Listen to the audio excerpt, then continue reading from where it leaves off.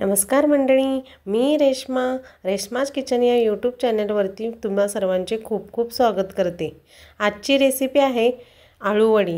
Thumbnail पाहून तुम्हाला समजलंच असेल, आज चटकदार, चवदार आणि अतिशय स्वादिष्ट अशी आळूवडीची रेसिपी आपण बघत आहोत। चला तर मग पाहूयात रेसिपी। इथे मी 2 चमचे तीळ घेतलेले आहेत, ते छान भाजून घेतेय। पहिल्यांदा आपण जे सुके मसाले करणार आहोत तेच घेतलं आहे मी।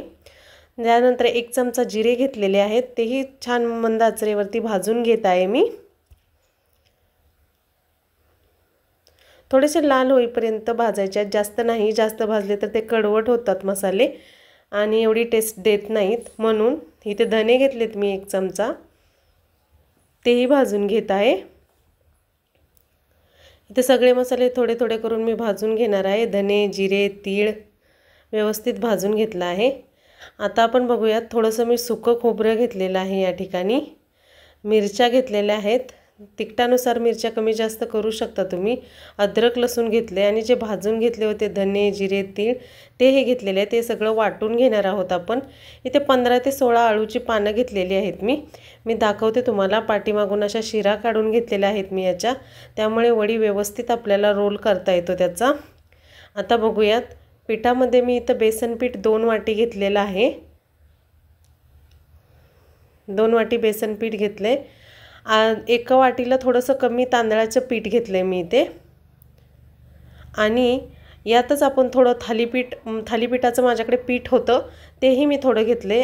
तसंच घेतले, 1 वाटीला थोडंसं कमी आहे, ते मी चाळून घेणार आहे। कारण थालीपीठ जेव्हा आपण करतो त्याच्यात थोडे धान्य राहण्याची शक्यता असते जाडसर, त्यामुळे मी थोडंसं चाळून घेते। पूर्णाच्या चाळणीने चाळून घेते। व्यवस्थित चाळून घेणार आहोत आपण हे पीठ।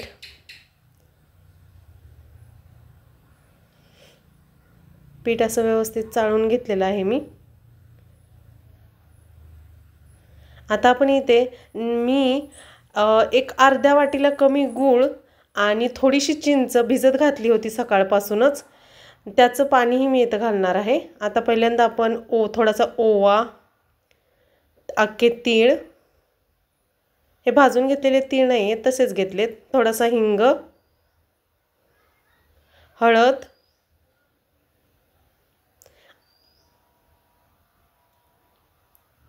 चवीपुरतं मीठ घेणार आहे मी इथं। आता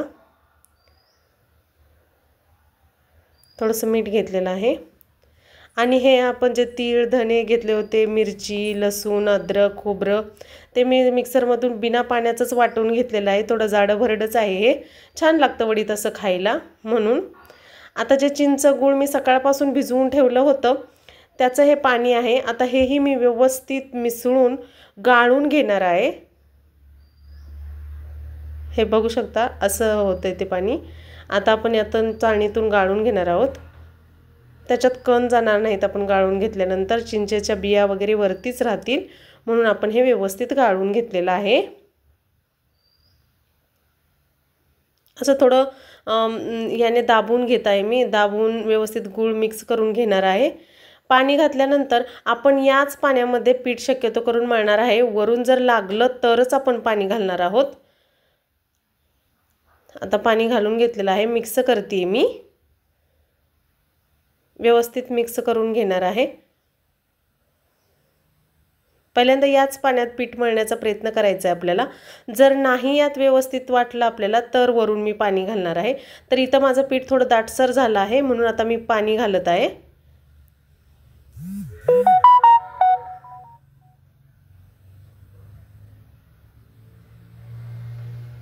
हे बघा, आपण थोडं थोडं करूनच पाणी घालणार आहे, जास्त पाणी नाही घालणार आहोत, आपल्याला लागेल तसंच घालणार आहोत।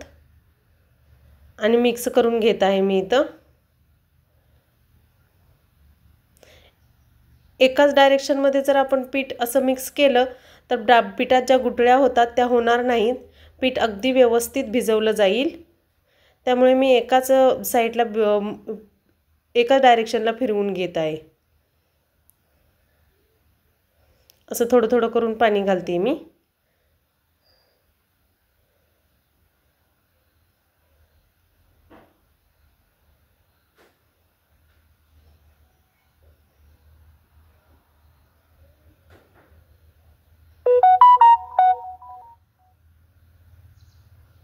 अशा प्रकारे वडी तुम्ही एकदा नक्की करून पहा, खूप छान होते वडी, अतिशय स्वादिष्ट आणि टेस्टी लागते। व्यवस्थित हळूहळू करून पाणी घालून एक दाटसर, खूप पातळही नाही आणि खूप दाटही नाही असं आपण पीठ मळून घेणार, हे भिजवून घेणार आहोत। बघू शकता तुम्ही, असं मी हे पीठ भिजवून घेतलेलं आहे। आता मी इथे चाळणीला तेल लावत आहे। चाळणीला तेल लावून एक पातेलं मी गॅसवरती ठेवलं आहे, त्याच्यामध्ये चाळणीला चिकटणार नाही एवढ्या प्रमाणातच पाणी घातलेलं आहे आणि त्या पातेल्यावरती ही चाळण ठेवून देणार आहे। इथे मी ताट ठेवलं आहे, याच्यामध्ये आपण वडीचे पानं एकावरती एक ठेवून पीठ लावून घेणार आहोत। आता मी दाखवते तुम्हाला, पातेल्यावरती चाळण ठेवून घेतली, मी चाळण ठेवली, पातेल्यात पाणी ठेवलं आहे। एवढंच पाणी ठेवायचं की ते चाळणीला चिकटलं नाही पाहिजे। जर चाळणीला चिकटलं तर वड्यामध्ये पाणी सुटतं आणि वड्या अशा खूपच ओलसर होतात, त्यामुळे आपल्याला चाळणीला चिटकेल असं पाणी नाही ठेवायचं, कमीच ठेवायचं आहे। आता इथं पीठ घेतलंय मी, हे ताट घेतलंय। आता एक एक करून जे पानांची देठं काढली होती ते असं अंतरून घेणार आहे मी पान, आणि एकवर एक ठेवून पीठ लावून घेणार आहे सगळ्या पानांना। बघू शकता तुम्ही, असं थोडं थोडं करून मी पीठ घेत आहे। एकसारखं पीठ सारख्या बाजूने लावायचं आपल्याला पानांना, असे एकावर एक पानं ठेवून द्यायची आहेत। एक एक करून मी इथं पानं ठेवत आहे आणि त्याच पद्धतीने जसं खालच्या पानाला पीठ लावलं होतं त्याच पद्धतीने त्याच्या वरच्या पानालाही मी पीठ लावत आहे।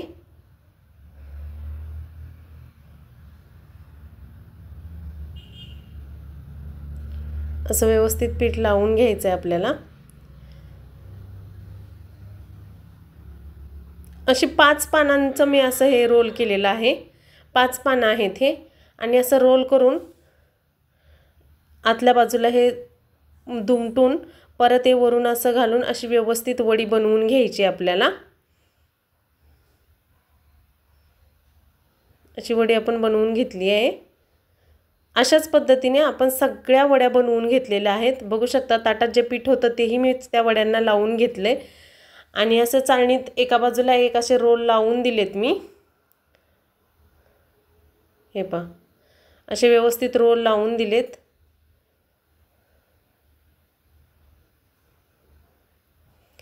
आता पाणी उकळलं असेल तर गॅस मीडियमपेक्षा थोडा कमी करायचा आहे आणि त्याच्यावरती या वड्या आपल्याला झाकून एक 10 मिनिटं शिजवून घ्यायच्या आहेत चांगल्या। त्यातलं पीठ कच्चं राहता कामाचं नाही आहे। जर पीठ कच्चं राहिलं तर पोटाला त्रास होईल, म्हणून व्यवस्थित आपल्याला ही वडी शिजवून घ्यायची आहे। व्यवस्थित असं झाकण पॅक पाहिजे, पॅक झाकण ठेवलं आहे मी, वाफ जाणार नाही असं। आता बघू शकता आपल्या वड्या खूप छान शिजलेल्या आहेत, पानांचा रंगही बदलला आहे। वडी शिजली आहे कशी ओळखायची, तर पानांचा रंग बदललेला आहे, जे पीठ लावलं होतं आपण त्याचाही रंग बदललेला आहे। बघू शकता तुम्ही, लाईट लावूनही मी तुम्हाला दाखवते। अशा पद्धतीने आता या वड्या पूर्णपणे थंड होऊ द्यायच्या आहेत आणि मग आपण व्यवस्थित यांना कट करून घेणार आहोत, अशा गोल गोल। बघू शकता तुम्ही, व्यवस्थित अशा कट करून घेतलेला आहे मी। आणि आता गॅसवरती मी एक तवा ठेवला आहे, त्याच्यामध्ये तेल घातले, थोडंसंच तेल घातले आणि त्याच्यावरती अशा लावून दिलेल्या आहेत वड्या, आणि एका बाजूने भाजल्यानंतर पलटी करून अशा मीडियम गॅसवरती आपण व्यवस्थित भाजून घेणार आहोत वड्या।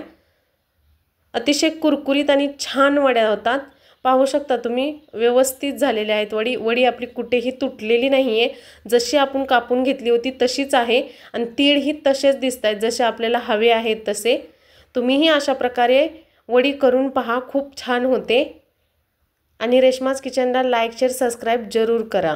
भेटूयात नेक्स्ट रेसिपीमध्ये, तोपर्यंत बाय बाय।